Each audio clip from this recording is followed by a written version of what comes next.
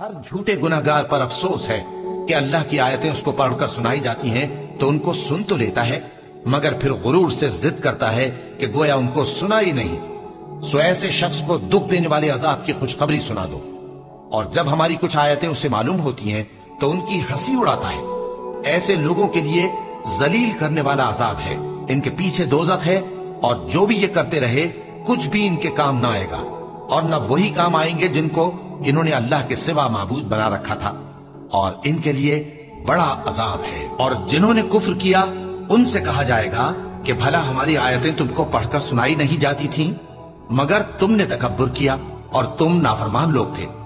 اور جب کہا جاتا تھا کہ اللہ کا وعدہ سچا ہے اور قیامت میں کچھ شک نہیں، تو تم کہتے تھے ہم نہیں جانتے کہ قیامت کیا ہے، ہم اس کو محض خیالی سمجھتے ہیں اور ہمیں یقین نہیں آتا۔ اور ان کے اعمال کی برائیاں ان پر ظاہر ہو جائیں گی، اور جس عذاب کی وہ ہنسی اڑاتے تھے وہ ان کو آ گھیرے گا۔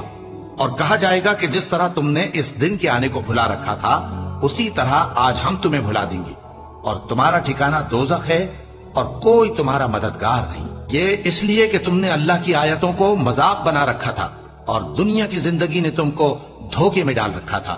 سو آج یہ لوگ نہ دوزخ سے نکالے جائیں گے اور نہ ان کی توبہ قبول کی جائے گی۔ اور جس دن کافر دوزخ کے سامنے کیے جائیں گے تو کہا جائے گا کہ تم اپنی دنیا کی زندگی میں لذتیں حاصل کر چکے اور ان سے لطف اندوز ہو چکے، سو آج تم کو ذلت کا عذاب دیا جاتا ہے۔ یہ اس کی سزا ہے کہ تم زمین میں ناحق غرور کیا کرتے تھے، اور اس کی کہ بد کرداری کرتے تھے۔ ہم نے نوح کو ان کی قوم کی طرف بھیجا کہ پیشتر اس کے کہ ان پر درد دینے والا عذاب واقع ہو اپنی قوم کو خبردار کر دو۔ انہوں نے کہا کہ بھائیو، میں تم کو کھلے طور پر خبردار کرتا ہوں کہ اللہ کی عبادت کرو اور اس سے ڈرو اور میرا کہا مانو، وہ تمہارے گناہ بخش دے گا اور موت کے وقت مقرر تک تم کو مہلت عطا کرے گا۔ جب اللہ کا مقرر کیا ہوا وقت آ جاتا ہے تو تاخیر نہیں کی جاتی، کاش تم جانتے ہوتے۔ جب لوگوں نے نہ مانا تو نوح نے اللہ سے عرض کی کہ پروردگار، میں اپنی قوم کو رات دن بلاتا رہا لیکن میرے بلانے سے وہ اور زیادہ گریز کرتے رہے۔ جب میں نے ان کو بلایا کہ توبہ کریں اور تو ان کو معاف فرمائے تو انہوں نے اپنے کانوں میں انگلیاں دے لی اور اپنے اوپر کپڑے اوڑھ لیے اور اڑ گئے اور خوب تکبر کرنے لگے۔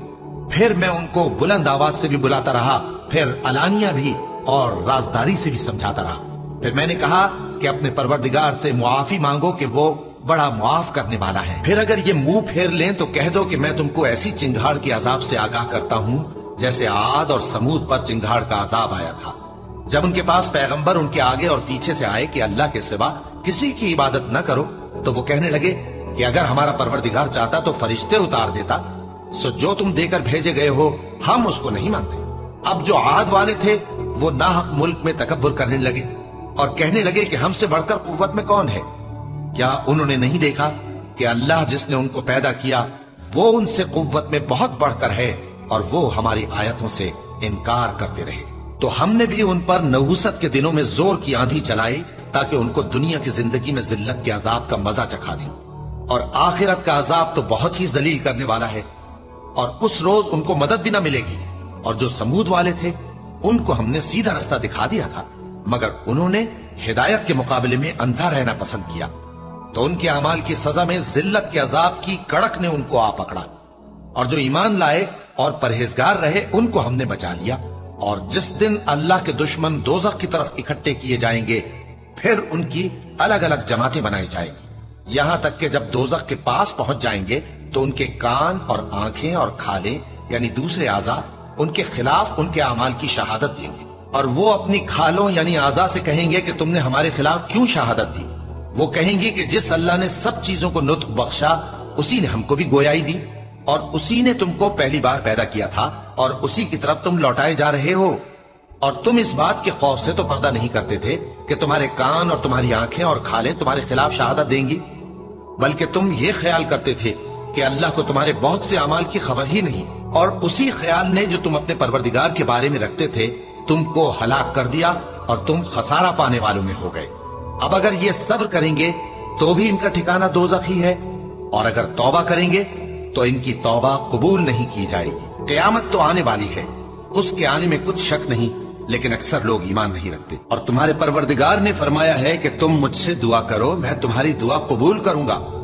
जो लोग मेरी इबादत से अजराह तकब्बुर कतराते हैं अनकरीब जहन्नम में जलील होकर दाखिल होंगे। जिन लोगों ने हमारी किताब को और जो कुछ हमने पैगंबरों को देकर भेजा उसको झुटलाया, वो अनकरीब मालूम कर लेंगे जबकि उनकी गर्दनों में तौक और जंजीरें होंगी, वो घसीटे जाएंगे यानी खौलते हुए पानी में, फिर आग में झोंक दिए जाएंगे। फिर उनसे कहा जाएगा कि वो कहां हैं जिनको तुम अल्लाह के शरीक बनाते थे यानी गैरुल्लाह। कहेंगे वो तो हमसे जाते रहे, बल्कि हम तो पहले किसी चीज को पुकारते ही नहीं थे। इसी तरह अल्लाह काफिरों को गुमराह रहने देता है। ये उसका बदला है कि तुम जमीन में नाहक खुश हुआ करते थे और इस वजह से कि इतराया करते थे। अब जहन्नम के दरवाजों में दाखिल हो जाओ, हमेशा इसी में रहोगे। सो मुतकब्बिरों का क्या बुरा ठिकाना है। और काफिर गिरोह गिरोह करके जहन्नम की तरफ हांके जाएंगे, यहां तक कि जब वो उसके पास पहुंच जाएंगे तो उसके दरवाजे खोल दिए जाएंगे और उसके दारोगा उनसे कहेंगे कि क्या तुम्हारे पास तुम्ही में से पैगंबर नहीं आए थे जो तुमको तुम्हारे परवरदिगार की आयतें पढ़ पढ़ कर सुनाते और तुम्हारे इस दिन के पेश आने से तुम्हें डराते थे? वो कहेंगे क्यों नहीं, लेकिन काफिरों के हक में अजाब का हुक्म साबित हो चुका था। कहा जाएगा कि दोज़ख के दरवाजों में दाखिल हो जाओ, हमेशा इसमें रहोगे। सो तकब्बुर करने वालों का बुरा ठिकाना है। जब तुम्हारे परवरदिगार ने फरिश्तों से कहा कि मैं मिट्टी से इंसान बनाने वाला हूं, जब मैं उसको दुरुस्त कर लूं और उसमें अपनी रूह फूंक दूं तो उसके आगे सजदे में गिर पड़ना। सो तमाम फरिश्तों ने सजदा किया मगर इब्लीस कि वो अकड़ बैठा और काफिरों में हो गया। अल्लाह ने फरमाया कि ऐ इब्लीस, जिस शख्स को मैंने अपने हाथों से बनाया उसके आगे सजदा करने से तुझे किस चीज ने मना किया? क्या तू गुरूर में आ गया या ऊंचे दर्जे वालों में था? बोला कि मैं इससे बेहतर हूं कि तूने मुझको आग से पैदा किया और इसे मिट्टी से बनाया। फरमाया बस यहां से निकल जा, तू मरदूद है और तुझ पर क़यामत के दिन तक मेरी लानत पड़ती रहेगी। कहने लगा कि मेरे परवरदिगार, अच्छा तो मुझे उस रोज तक के लोग उठाए जाएं मोहलत दे। फरमाया कि तुझको मोहलत दी जाती है उस रोज तक जिसका वक्त मुकर्रर है। कहने लगा कि मुझे तेरी इज्जत की कसम, मैं इन सब को बहकाता रहूंगा सिवाय उनके जो तेरे चुने हुए बंदे हैं। फरमाया ठीक है, और मैं ठीक ही कहता हूं कि मैं तुझसे और जो इनमें से तेरी पैरवी करेंगे सबसे जहन्नम को भर दूंगा। हमारी आयतों पर तो वही लोग ईमान लाते हैं कि जब उनको इनके जरिए नसीहत की जाती है तो सजदे में गिर पड़ते और अपने परवरदिगार की तारीफ के साथ तस्बीह करते हैं और गुरूर नहीं करते। अब जो लोग ईमान लाए और नेक काम करते रहे वो उनको उनका पूरा पूरा बदला देगा और अपने फजल से कुछ ज्यादा भी इनायत करेगा। और जिन्होंने बंदा होने से आर और इनकार और तकब्बुर किया तो उनको वो तकलीफ देने वाला अजाब देगा और वो अल्लाह के सिवा अपना कोई हामी और कोई मददगार न पाएंगे। ऐ पैगंबर, तुम देखोगे कि मोमिनों के साथ सबसे ज्यादा दुश्मनी करने वाले यहूदी और मुशरिक हैं और दोस्ती के लिहाज से मोमिनों से करीब तर उन लोगों को पाओगे जो कहते हैं कि हम नसारा हैं। ये इसलिए कि इनमें आलिम भी हैं और मशाइख भी, और ये कि ये तकब्बुर नहीं करते। जो लोग जमीन में नाहक तकब्बुर करते हैं उनको अपनी आयतों से फेर दूंगा। अगर ये सब निशानियां भी देख लें तब भी उन पर ईमान न लाएं, और अगर भलाई का रास्ता देखें तो उसे अपना रास्ता न बनाएं, और अगर बुराई की राह देखें तो उसे रास्ता बना लें। ये इसलिए कि इन्होंने हमारी आयत को झुटलाया और उनसे गफलत करते रहे। और जिन लोगों ने हमारी आयतों और आखिरत की पेशी को झुटलाया उनके अमाल जाया हो जाएंगे।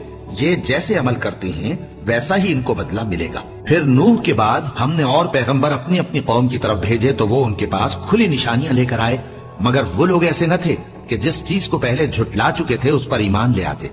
इसी तरह हम ज्यादती करने वालों के दिलों पर मोहर लगा देते हैं। फिर उनके बाद हमने मूसा और हारून को अपनी निशानियां देकर फिरौन और उसके सरदारों के पास भेजा तो उन्होंने तकब्बुर किया और वो गुनहगार लोग थे।